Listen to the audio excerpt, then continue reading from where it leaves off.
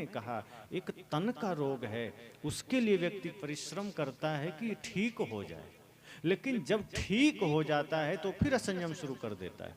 जैसे आपको कोई समस्या है पेट में, डॉक्टर ने कह दिया चाय मत पियो, तो आदमी कहता है डॉक्टर साहब कब तक नहीं पिए, तो जब तक दवाई चल रही है मत पियो। अब डॉक्टर क्या कहे, वो अगर कह दे जीवन भर मत पियो तो आदमी दवाई छोड़ देता है कि चाय नहीं छूटनी चाहिए भले ही दवा छूट जाए। तो डॉक्टर भी जानते हैं कि चलो इसको 10 दिन 15 दिन महीना दिन का टारगेट दे देते हैं, कम से कम इतना दिन ना पिए। बहुत लोग नवरात्रि चलता है तो कहता है हम मांस नहीं खाएंगे, नवरात्रि में मांस नहीं खाना है, अंडा नहीं खाना है। मतलब वो आदमी इतना तो जान रहा है कि नवरात्रि का 9 दिन पवित्र होता है और उस पवित्र दिन में मांस नहीं खाना है, मतलब मांस गलत है, इतना तो जान रहा है। मतलब इतना तो उसे पता है कि मांस राक्षस का भोजन है, अपवित्रता का भोजन है और पूजन के समय इसका सेवन नहीं करना है। अब सोचिए, जिसको इतना मालूम है कि नवरात्रि में छठ में हमें मांस नहीं खाना है, वो आदमी बाकी समय राक्षस क्यों बन रहा है? वो आदमी बाकी समय निशाचर क्यों बन रहा है? बाकी समय वो हिंसक क्यों बन रहा है? साहब कहते हैं यही समस्या है कि व्यक्ति जब थोड़ा सा स्वस्थ हो जाता है, थोड़ा सा अच्छा फील करने लगता है, वो सही कार्य को करना छोड़ देता है, पूजा छोड़ देता है, भक्ति भजन छोड़ देता है। और यही बात मन के रोग में है। जिस प्रकार तन के रोग से आदमी ग्रसित है, तन के रोग से पीड़ित है, दवा खाया थोड़ा ठीक हुआ फिर असंयम शुरू हो जाता है, और आदमी दवा खाए जा रहा है, रोग बढ़ा जा रहा है। जैसे जैसे रोग बढ़ता है आदमी दवा खा लेता है, दवा खा खा के हम रोग को दबाए चले जाते हैं, दबाए चले जाते हैं। तो तन के रोगों को मिटाने के लिए तो फिर भी हम प्रयासरत हैं कि चलो तन में रोग है, बीमारी है, डॉक्टर के यहाँ जाएंगे, दवा ले लेंगे। पर अब जो मैं बात शुरू कर रहा हूं मन के रोग, इसका इलाज कहाँ होगा? अब मन के रोगों को हम विस्तार पूर्वक समझें, जिसका मैंने कल इशारा किया था कि जातिवाद अगर मन में है ये मन का रोग है।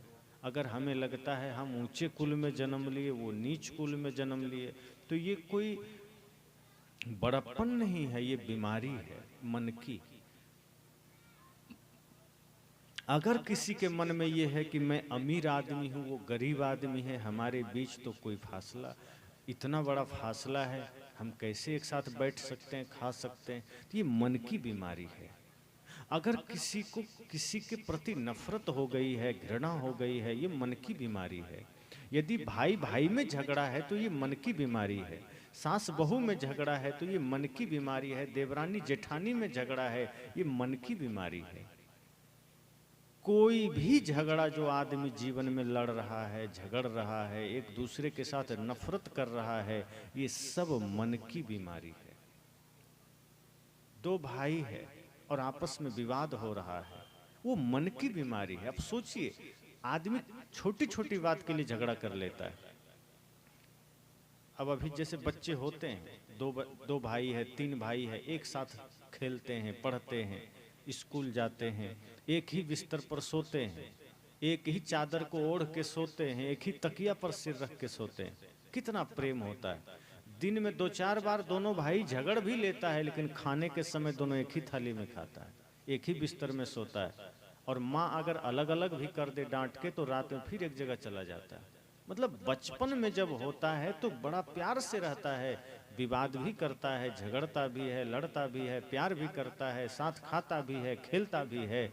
लेकिन वही भाई जब बड़ा हो जाता है, वही जब शादी विवाह कर लेता है, थोड़ा लगता है कि अब हम होश में आ गए हैं, तो समझ लीजिए कि वो बेहोश हो जाता है। जब वो बच्चा था, जब हम कहते हैं कि वो बच्चा होश में नहीं है, तो तभी वो होश में था।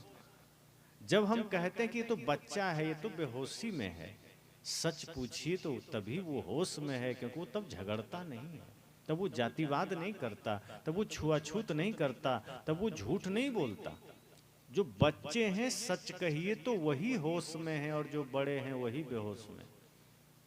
तो जैसे ही बड़ा हुआ बेहोशी में आ गया, और अब मेरा तेरा शुरू हो गया, अब झगड़े लड़ाई शुरू हो गए।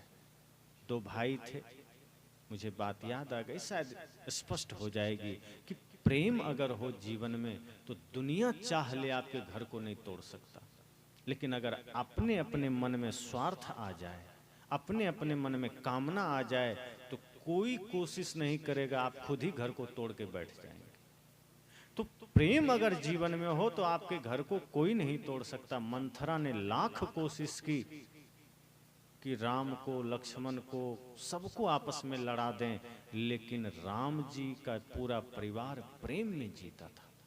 एक को बिगाड़ दिया उसने, कैकेयी को, लेकिन सफल नहीं हो पाया। वो जो चाहता था वो कर नहीं पाई, वो जो चाहती थी वो कुछ नहीं हो पाई।